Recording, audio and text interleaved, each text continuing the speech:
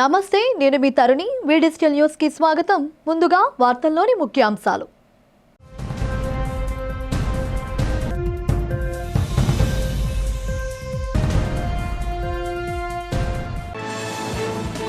Collector కార్యాలయంలో అర్జీదారులతో కిటకిటలాడిన ప్రజా సమస్య పరిష్కార వేదిక. ప్రజా సమస్యల పరిష్కారానికి అధికారులు అత్యంత ప్రాధాన్యత ఇవ్వాలని సూచించిన కలెక్టర్ హరీందర్ ప్రసాద్.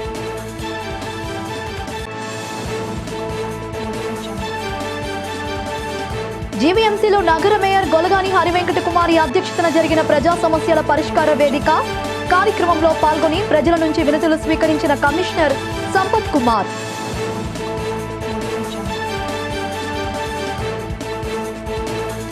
లడ్డూ వ్యవహారంపై సీబీఐతో దర్యాప్తు జరిపించాలని ప్రభుత్వాన్ని డిమాండ్ చేసిన మాజీ మంత్రి గుడివాడ అమర్నాథ్. మత రాజకీయాలతో రాజకీయ లబ్ధి పొందేందుకు చంద్రబాబు ప్రయత్నం చేస్తున్నాడని ధ్వజం.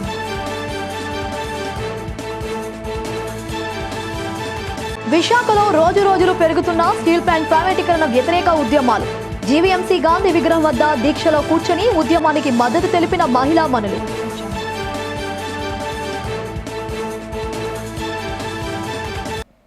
ఇక వివరాలు చూస్తే, ప్రజా సమస్యల పరిష్కార వేదిక కార్యక్రమానికి అత్యంత ప్రాధాన్యతనివ్వాలని జిల్లా కలెక్టర్ ఎంఎన్ హరీంద్ర ప్రసాద్ అధికారులను ఆదేశించారు. సోమవారం కలెక్టర్ కార్యాలయ సమావేశ మందిరంలో పీజీఆర్ఎస్ కార్యక్రమం జిల్లా కలెక్టర్ అధ్యక్షతన జరిగింది. అందులో భాగంగా ప్రజల నుంచి వినతులను జిల్లా కలెక్టర్ జేసీ ఇతర అధికారులు స్వీకరించారు. ఈ సందర్భంగా కలెక్టర్ మాట్లాడుతూ, అర్జీదారుల నుంచి స్వీకరించే వినతులపై తక్షణ పరిష్కారానికి అధికారులు చిత్తశుద్ధితో పనిచేయాలని కోరారు. జిల్లా స్థాయి కార్యక్రమానికి అత్యంత ప్రాధాన్యత ఉందని, కావున ఈ కార్యక్రమానికి అధికారులు తప్పక హాజరు కావాలని కలెక్టర్ స్పష్టం చేశారు. రాష్ట్ర ప్రభుత్వం ఈ కార్యక్రమాన్ని అత్యంత ప్రతిష్టాత్మకంగా నిర్వహిస్తున్నందున తొలి ప్రాధాన్యత ఇస్తూ నాణ్యమైన పరిష్కారాన్ని చూపాలన్నారు. అర్జీదారు సంతృప్తి చెందేలా పరిష్కారం ఉండాలని, అసంతృప్తితో రీఓపెన్ కాకుండా తగు జాగ్రత్తలు తీసుకోవాలని చెప్పారు. మహావిశాఖ నగరపాలక సంస్థ ప్రధాన కార్యాలయంలో ప్రజా సమస్యల పరిష్కార వేదిక కార్యక్రమం మేయర్ గొలగాని హరివెంకట కుమారి అధ్యక్షతన జరిగింది. ఈ కార్యక్రమంలో మేయర్తో పాటు జీవీఎంసీ కమిషనర్ సంపత్ కుమార్ పాల్గొని ప్రజల సమస్యలు తెలుసుకొని అర్జీలను స్వీకరించారు. అనంతరం మేయర్ తన ఛాంబర్లో మీడియాతో మాట్లాడారు. ప్రజా సమస్యలు త్వరితగతిన తీర్చేందుకు ప్రజా సమస్యల పరిష్కార వేదికను నిర్వహిస్తున్నట్లు వెల్లడించారు. ప్రజలు ఈ కార్యక్రమాన్ని సద్వినియోగం చేసుకుని అపరిష్కృతంగా ఉన్న తమ సమస్యలు పరిష్కరించుకోవాలని సూచించారు. ప్రతి సోమవారం కూడా ప్రజా సమస్యల పరిష్కార వేదిక జీవీఎంసీ మెయిన్ ఆఫీస్లో ఉదయం 11 నుంచి మధ్యాహ్నం 1 గంట వరకు కూడా కార్యక్రమం జరుగుతూ ఉంటుంది. ప్రజలు మీ సమస్యలు ఏవైనా సరే తప్పకుండా పరిష్కార రూపం దాల్చాలి అంటే తప్పకుండా మీ సమస్యలు తీసుకురావాల్సిందిగా ఒక మేయర్గా కోరుకుంటూ, అలాగే ప్రతి సోమవారం కూడా ఏవైతే ఈరోజు వచ్చిన ముఖ్యంగా సమస్యలు ఏంటంటే, ఈ కొత్తగా రోడ్స్, ఈ డ్రైన్స్ కన్స్ట్రక్షన్ చేయాలని చాలామంది మనకి సమస్యలు తీసుకురావడం జరిగింది. అలాగే ఇంటి పన్నుల గురించి కొన్ని సమస్యలు వాళ్ళకుంటే అవి కూడా తీసుకురావడం జరిగింది. కొన్ని ఇల్లీగల్ కన్స్ట్రక్షన్స్ కూడా సమస్యలు రావడం జరిగింది. మెయిన్గా ఇలాంటి సమస్యలన్నీ ఈరోజు ప్రజా సమస్యల పరిష్కార వేదికలో ప్రజలు వాళ్ళ సమస్యలు తెలియజేయడం జరిగింది. ఇవన్నీ కూడా అంటే టైంని బట్టి కొన్ని వారంలో చేయడానికి అవుతుంది, కొన్ని 15 రోజులు, కొన్ని 20, కొన్ని నెల రోజులు కూడా పట్టే టైం ఉంటుంది. కనుక ఆ టైంని పీరియడ్ బట్టి ఒక్కొక్క సమస్యని కూడా అధికారులు సాల్వ్ చేస్తూ ఉంటారు. గతంలో కూడా పోయిన సోమవారం కూడా వచ్చిన గ్రీవెన్సీ కూడా ఇమీడియట్లీగా సాల్వ్ చేయవలసినవన్నీ కూడా ఆ వారం టైంలో సాల్వ్ చేయడం జరిగింది. కొంచెం long pending issues, court issues అలాంటివి మాత్రం కొంచెం టైం తీసుకోవడం జరుగుతుంది. కానీ తప్పకుండా ప్రజలు ఇచ్చిన సమస్యలు ప్రజా సమస్యల పరిష్కార వేదిక ద్వారా అందరికీ కూడా పరిష్కారం చూపడం అవుతుంది. తిరుపతి లడ్డూ వ్యవహారంపై సీబీఐతో విచారణ జరిపించాలని రాష్ట్ర ప్రభుత్వాన్ని వైసీపీ నగర అధ్యక్షుడు మాజీ మంత్రి గుడివాడ అమర్నాథ్ డిమాండ్ చేశారు. ఈ సందర్భంగా బొత్స క్యాంపు కార్యాలయంలో జరిగిన మీడియా సమావేశంలో ఆయన మాట్లాడుతూ, చంద్రబాబు నాయుడు మత రాజకీయాలతో లబ్ధి పొందేందుకు ప్రయత్నిస్తున్నారని ఆరోపించారు. డిప్యూటీ సీఎం పవన్ కళ్యాణ్ చేపట్టిన ప్రాయశ్చిత్త దీక్షపై విమర్శలు గుప్పించారు. ప్రభుత్వ వైఫల్యాలను కప్పిపుచ్చుకునేందుకు కూటమి నేతలు కొత్త వివాదాలకు తెరలేపుతున్నారని మండిపడ్డారు.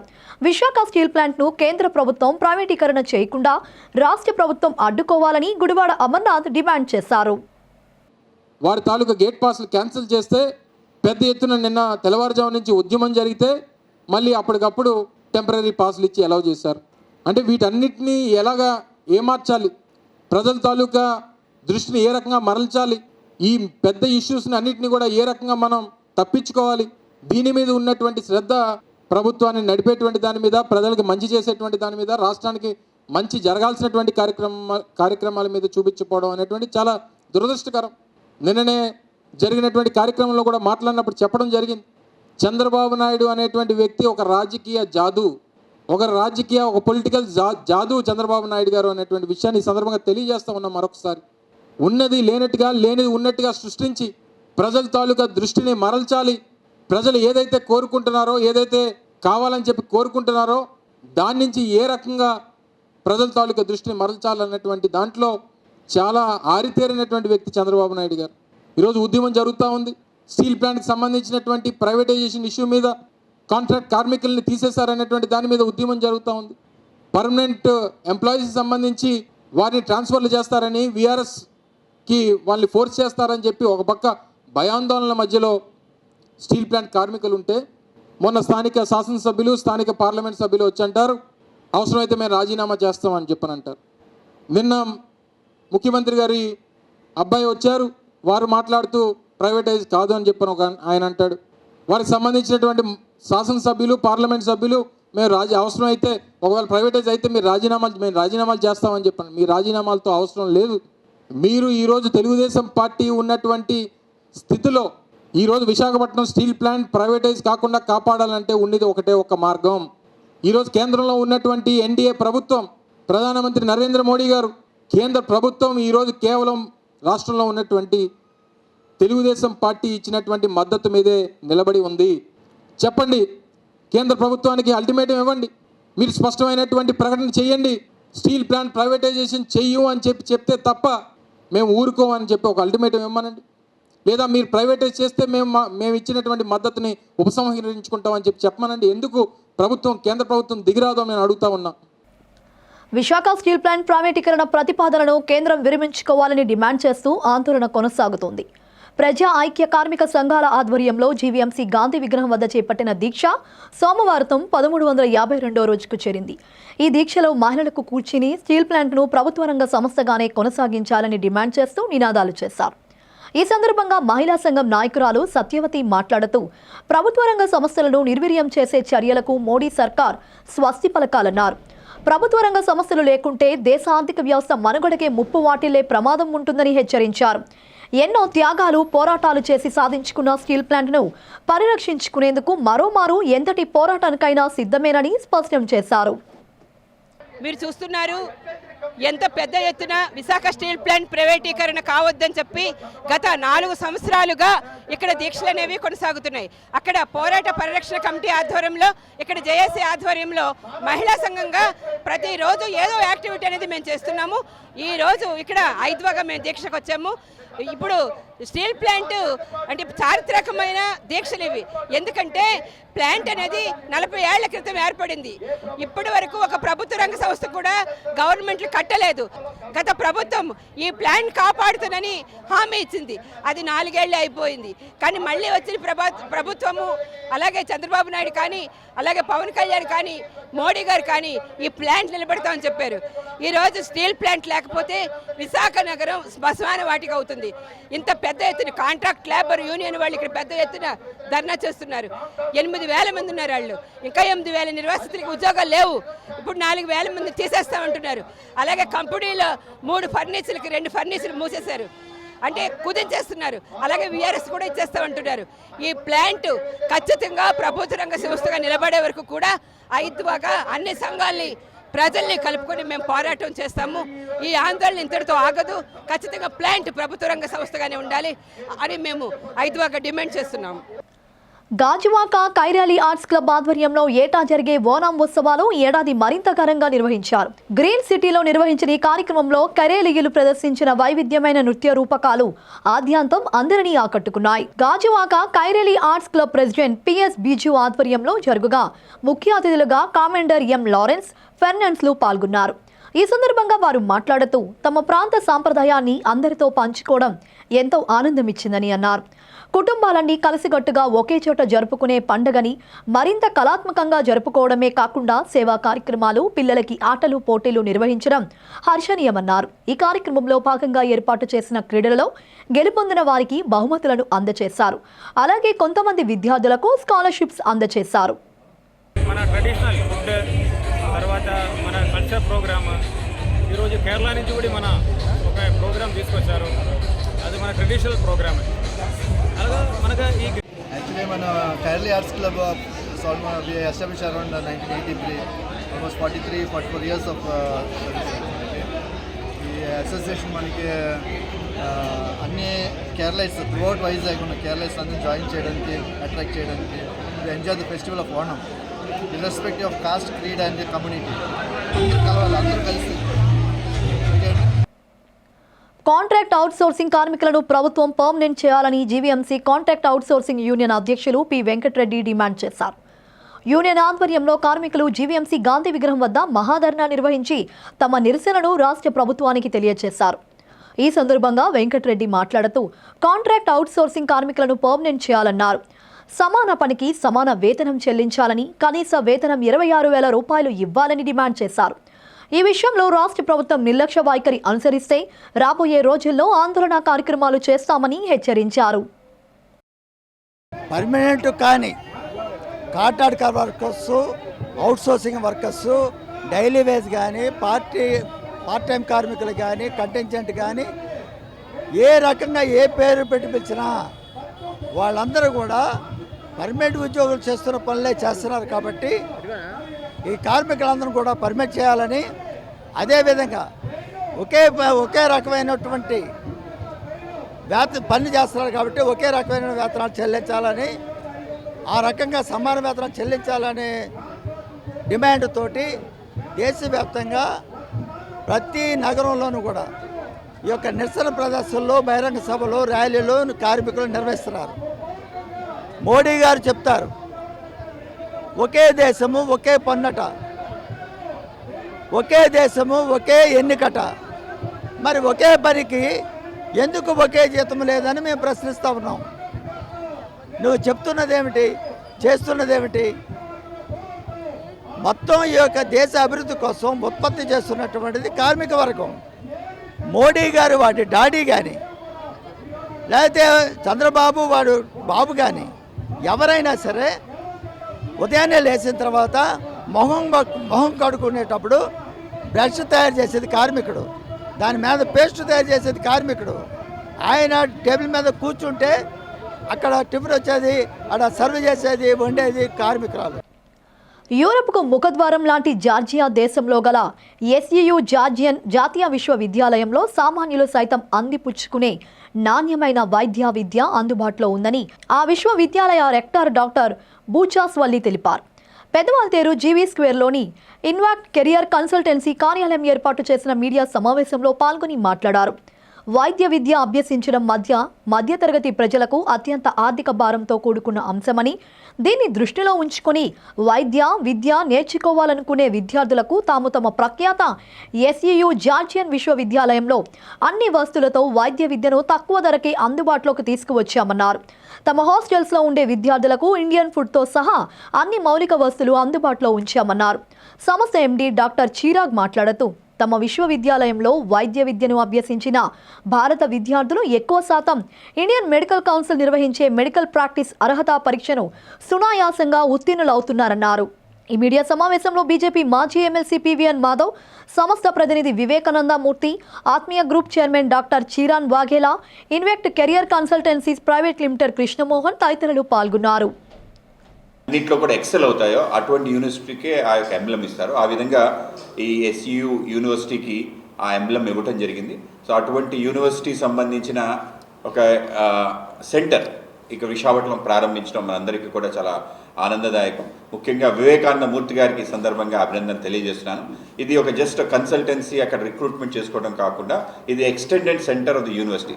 మామూలుగా మనకు ఏవైతే యూనివర్సిటీస్ ఉంటాయో ఇక్కడ ఆ యూనివర్సిటీస్కి ప్రెమిసెస్ అన్నీ ఆల్ ఓవర్ ఇండియాలో ఓపెన్ చేసుకొని అక్కడి నుంచి అడ్మిషన్స్ తీసుకొని డైరెక్ట్గా యూనివర్సిటీలో అడ్మిషన్ ఏ విధంగా అవుతాం ఆ విధంగా అయ్యే విధంగా ఒక ఇన్వెక్టా కన్సల్టెన్సీ ద్వారా ప్రారంభించడం జరిగింది. కనుక ఇన్వెక్టాలో జార్జియన్ యూనివర్సిటీ సంబంధించిన కేవలం ఎంబీబీఎస్ఏ కాకుండా అన్ని కోర్సెస్ను కూడా ఆఫర్ చేయడం జరిగింది. మనందరికీ తెలుసు, మన ప్రాంతంలో ఉండే అందరు విద్యార్థులు కూడా ఎంబీబీఎస్ చదవాలని కళతో అనేక రకాల యూనివర్సిటీస్కి వెళ్తున్నారు. ముఖ్యంగా చైనా, అలాగే ఉజ్బెకిస్తాన్, రష్యా, ఉక్రెయిన్, అనేక రకాల ప్రాంతాలు, ఫిలిప్పీన్స్ కూడా ఎక్కువ మంది వెళ్తున్నారు. వీటన్నిటికీ మించి జార్జియా అంటే యూరోప్ సంబంధించిన విద్యను వాళ్ళు అందించడం అనేది ఇది చాలా శుభసూచకం. Georgia is gateway of Europe అంటారు. Studies, for them to achieve educational success, to find their future careers and find the job in the market, to be competitive at the job place. This is what we do in Georgia. As you know, Georgia is a candidate country and we have adopted the standards and guidelines based on the European education in Georgia. So we develop our academic programs based on the this ESG standard, it is called also, and in general is international education standard. So which gives us and our programs the possibility that those who graduate this program, the students, those who graduate these programs, they are really competitive in clinical రొటేషన్ని కూడా ఇస్తూ డిగ్రీని ఇస్తున్నారు. అక్కడ degree చేసేవాళ్ళు registration తీసుకుంటారు, లైసెన్సేషన్ కూడా తీసుకుంటారు. వాళ్ళందరికీ చాలా బాగుంది. అక్కడే మన చిరాగ్ గారు, డాక్టర్ చిరాగ్ వగేలా ఆత్మీయ మేనేజింగ్ డైరెక్టర్ గారు, ఆయనే హాస్టల్స్ అన్ని రన్ చేస్తున్నారు. అక్కడ ఇండియన్ హాస్టల్స్ బాయ్స్కి సెపరేట్గా, గర్ల్స్కి సెపరేట్గా ఇండియన్ ఫుడ్ ప్రొవైడ్ చేస్తూ చక్కగా రన్ చేస్తున్నారు. అక్కడ టీచింగ్ సిస్టమ్ ప్రాక్టికల్గా ఉంటుంది. ఈ ప్రోగ్రామ్సే కాకుండా bachelors of science in computer science, data science, artificial intelligence, bachelors in business analytics, bachelors in fintech programs, MBA programs కూడా ఈ యూనివర్సిటీలో జరుగుతున్నాయి. వీళ్ళకి 2 ఇంటేక్స్ ఉంటాయి. ఒకటి అక్టోబర్, రెండోది మార్చ్. 2 ఇంటేక్స్కి కూడా స్టూడెంట్స్ వెళ్ళి చదువుకోవచ్చు. ఈ అవకాశాలన్నీ స్టూడెంట్స్కి చెప్పడానికి ఏదో ఒక ఏజెంట్ ద్వారా కాకుండా యూనివర్సిటీ తాలూకా అఫీషియల్ అడ్మిషన్ సెంటర్ మన విశాఖపట్నంలో ప్రారంభించుదామని చెప్పడానికి నేను చాలా సంతోషిస్తున్నాను. ముందస్తు నోటీస్ లేకుండా తొలగించిన టెంపరరీ ఉద్యోగుల సర్వీసులను క్రమబద్ధీకరించాలని ఎల్ఐసి యాజమాన్యాన్ని కార్మిక ప్రజా సంఘాల నేతలు డిమాండ్ చేశారు. జీవీఎంసీ గాంధీ విగ్రహం వద్ద కార్మికులు శాంతియుతంగా నిరసన నిర్వహించారు. ఈ సందర్భంగా దళిత హక్కుల పోరాట సమితి నాయకుడు మైలపల్లి ముత్యాలు, కార్మిక నేత బొడ్డు అప్పారావు మాట్లాడారు. 1993-97లో మధ్యకాలంలో ఎల్ఐసి యాజమాన్యం ఎంప్లాయ్మెంట్ ఎక్స్చేంజ్ ద్వారా నియామకాలు చేపట్టిందన్నారు.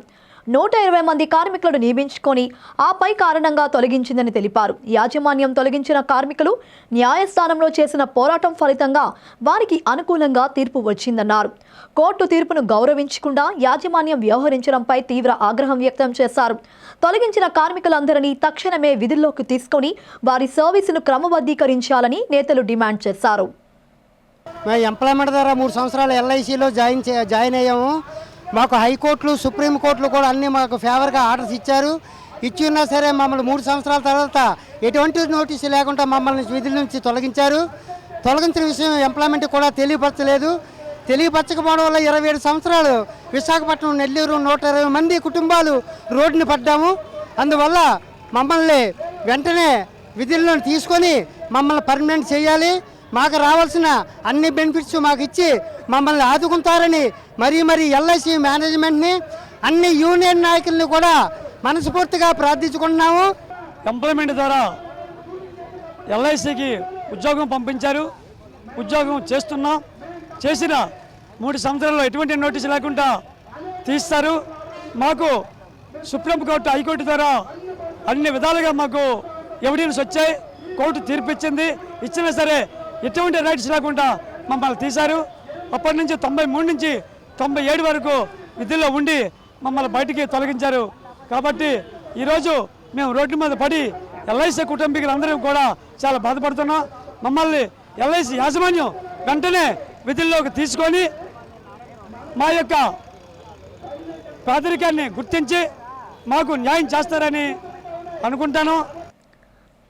ఉత్తరాంధ్ర ఆరోగ్య ప్రధాని కేజీహెచ్లో పనిచేసే వారంతా కేజీహెచ్ రుణం తీర్చుకోలేరని సూపరింటెండెంట్ డాక్టర్ శివానంద అన్నారు. సోమవారం కేజెచ్ ఎస్సీ/ఎస్టీ ఎంప్లాయీస్ అసోసియేషన్ ఆధ్వర్యంలో కేజెచ్లో ఎంఎన్ఓగా విధులు నిర్వహిస్తున్న వానపల్లి పోలిరాజు పదవి విరమణ పొందిన సందర్భంగా YCP trade union president Neelapu Srinivasarao ఆధ్వర్యంలో సన్మాన కార్యక్రమం ఏర్పాటు చేశారు. ఈ కార్యక్రమానికి ముఖ్య అతిథిగా హాజరైన సూపరింటెండెంట్ డాక్టర్ శివానంద పోలిరాజును సత్కరించారు. ఈ సందర్భంగా డాక్టర్ శివానంద మాట్లాడుతూ కేజీహెచ్లో పనిచేసే వారిని చిన్న పెద్ద అని తారతమ్యం లేకుండా ఎప్పుడూ వర్కర్స్లా కాకుండా కుటుంబ సభ్యుల్లా చూస్తామని అన్నారు. 27 ఏళ్ల వృత్తిలో వానపల్లి పోలిరాజు తన విధులు సక్రమంగా నిర్వహించారని పేర్కొన్నారు. పోలిరాజుకు పదవి విరమణ శుభాకాంక్షలు తెలిపారు.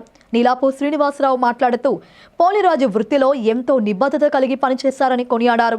ఈ కార్యక్రమంలో అడ్మిన్ విభాగం ఇన్ఛార్జి శ్రీనివాస్ కుమార్, ఆర్ఎంఓ మోహన్ కుమార్, పోలిరాజు కుటుంబ సభ్యులు పాల్గొన్నారు. పోలిరాజు చాలా వినమ్రుడు. ఎందుకంటే నాకు తెలుసు, నేను 30 సంవత్సరాల నుంచి నేను చూస్తాను. ఇదే హాస్పిటల్లో నేను అన్ని స్టేజ్లు దాటుకుంటూ వచ్చాను, అన్ని స్టేజ్లు. సో అప్పటి నుంచి నేను చూస్తున్నాను కాబట్టి పోలిరాజు ఒక మంచి వ్యక్తిగా అందరిలో గుర్తింపు పొందాడు. అది చాలా అదృష్టం, చాలా తక్కువ మందికి దక్కుతుంది అటువంటి గుర్తింపు. 27 సంవత్సరాలు పనిచేసిన ఏ విధమైన రిమార్క్స్ లేకుండా ఒక గవర్నమెంట్ ఉద్యోగంలో నుంచి మనం బయటికి వెళ్ళడం అనేది అది చాలా చాలా కష్టమైన పని.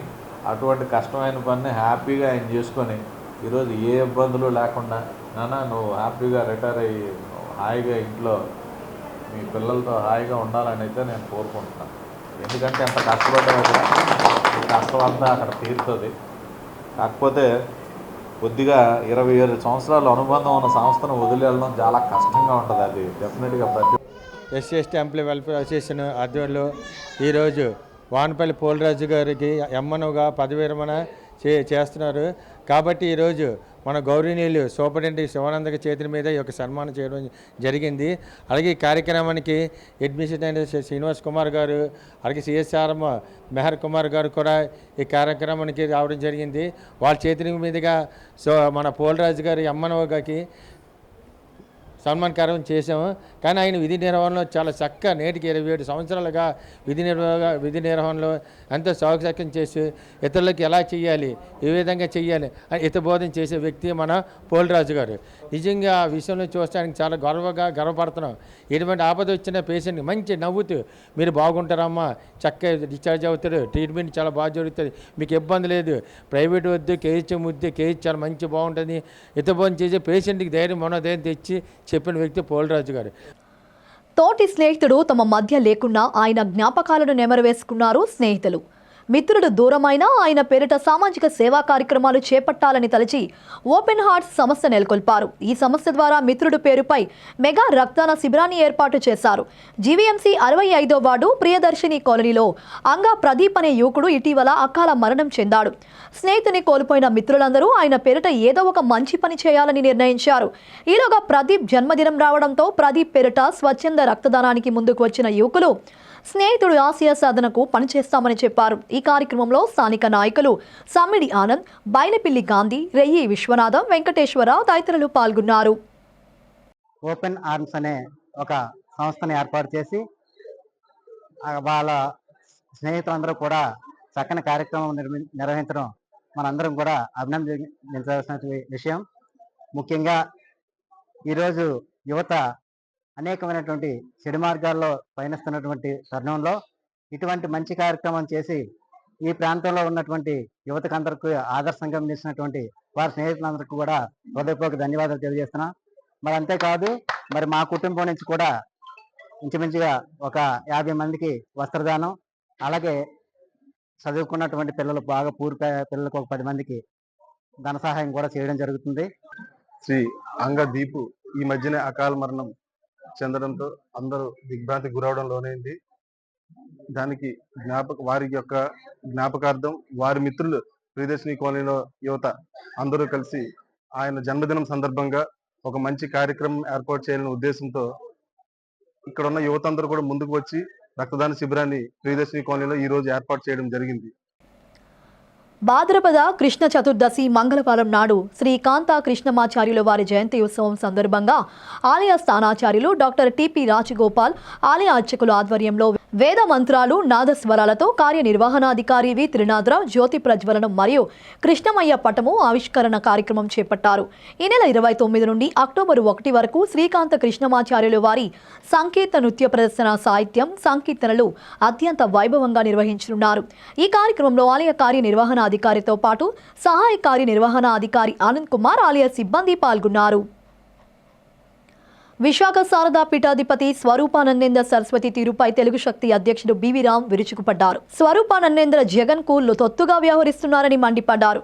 విజేఎఫ్ ప్రెస్ క్లబ్ లో జరిగిన మీడియా సమావేశంలో పాల్గొని మాట్లాడుతూ స్వరూపానందేంద్ర హిందూవాదా లేక జగన్వాదా తెలియడం లేదని వ్యాఖ్యానించారు. తిరుమల లడ్డు అపవిత్రమైన అంశంపై కోట్లాది మంది హిందువులు ఆందోళన చెందుతున్నారన్నారు. అయినప్పటికీ శారదా పీఠాధిపతి స్వరూపానందేంద్ర కనీసం నోరు మెదకపోవడంపై తీవ్ర ఆగ్రహం వ్యక్తం చేశారు. తిరుపతి లడ్డు అపవిత్రమైన అంశంపై స్వరూపానంద తన వైఖరిని వెల్లడించాలని డిమాండ్ చేశారు. ఈ సమావేశంలో doctor Pappuru Nikunj, doctor K Suresh, B Venkateswararao, Chinni Varalakshmi, P రాము, కృష్ణవేణి తదితరులు పాల్గొన్నారు. విశాఖలో ఉన్న శారదాపీఠం స్వరూపానంద సరస్వతి హిందూవాద జగన్వాద అని చెప్పి ప్రశ్నిస్తున్నాం. తిరుమల పుణ్యక్షేత్రంలో లడ్డూ వ్యవహారం పైన దేశవ్యాప్తంగా అలడి నడుస్తుంటే కనీసం నోరు వెప్పని శారదాపీఠ అధిపతి ఏమనాలో అర్థం కావట్లేదు. ఆయన నిన్న కాక మన శనివారం సాయంకాలం ఋషికేశ్ యాత్ర ముగించుకొని విశాఖపట్నం చేరుకున్నారు. మరి గతంలో మనం చూసాం ఆయన ఋషికేశ్లో ఉన్న పత్రికా ప్రకటన ద్వారా ఆయన ఖండిస్తూ స్టేట్మెంట్ ఇచ్చారు. కానీ నేటి వరకు ఆయన నోరు వెప్పలేదు. అంటే ఈ మౌనం దేనికి అంగీకారం అంటున్నాను అంటే మీరు హిందూవాదిగా ఉంటూ అన్యమతం ప్రోత్సహిస్తున్నారని చెప్పి తెలిసి ప్రశ్నిస్తుంది. ఈవేళ జగన్మోహన్ రెడ్డి గారు ఏదో నేను మానవతావాది అని మాట్లాడుతున్నారు. మరి చంద్రబాబుని రఘురామకృష్ణని అరెస్ట్ చేసి జైల్లో పెట్టినప్పుడు నీ మానవతావాది ఏమైందని ప్రశ్నిస్తున్నాను జగన్మోహన్ రెడ్డి. ఈరోజు మొన్న మాట్లాడితే ఆయనే ఒప్పుకున్నాడు, నేను 4 గోడల మధ్యన బైబిల్ చదువుతాను ఒప్పుకున్నాడు. అంటే కేవలం మత ముసుగుతో హిందువుని ఓటు బ్యాంక్ కోసం జగన్మోహన్ రెడ్డి కీలుబొమ్మలాగా ఆడుకున్నాడని స్పష్టంగా అవుతుంది. దీనికి తొత్తుగా స్వరూపానంద సరస్వతి వ్యవహరించారు. నాడు కొవ్వూరులో గోదావరిలో స్నానం చేయించి హిందూవాదిగా చిత్రీకరించారు. మరి ఇలాంటి వ్యక్తిని ఇలాంటి దొంగ స్వామిని ఏమనాలని తెలుగు ప్రశ్నిస్తుంది. హెడ్లైన్స్ మరోసారి.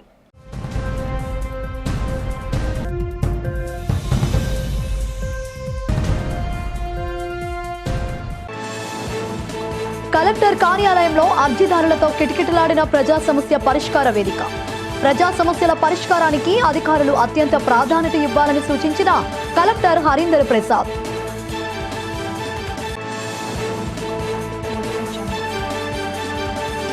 జీవీఎంసీలో నగర మేయర్ గొలగాని హరివెంకట కుమారి అధ్యక్షతన జరిగిన ప్రజా సమస్యల పరిష్కార వేదిక కార్యక్రమంలో పాల్గొని ప్రజల నుంచి వినతులు స్వీకరించిన కమిషనర్ సంపత్ కుమార్.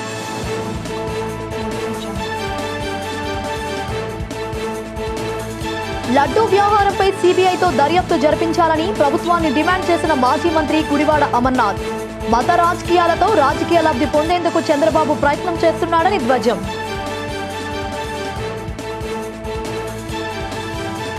విశాఖలో రోజురోజులు పెరుగుతున్న స్టీల్ ప్లాంట్ ప్రైవేటీకరణ వ్యతిరేక ఉద్యమాలు. జీవీఎంసీ గాంధీ విగ్రహం వద్ద దీక్షలో కూర్చొని ఉద్యమానికి మద్దతు తెలిపిన మహిళా మనులు.